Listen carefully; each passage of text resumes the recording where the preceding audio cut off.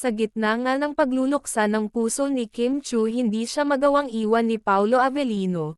Lagi itong nasa tabi niya at handang pangitiin ang dalaga sa tuwing nakakaramdam ng kalungkutan. Ayon sa mga netizens, hindi maiiwasan na sobrang malungkot si Kim Chu.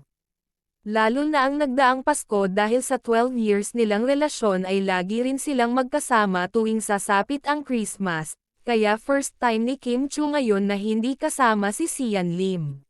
Samantala sinikap na lang ni Kim Chu na maging masaya ang Pasko niya kapiling ang kanyang buong pamilya. Sa Balesin Island kung saan takbuhan niya pag meron siyang problema, nag-spend sila ng Christmas vacation.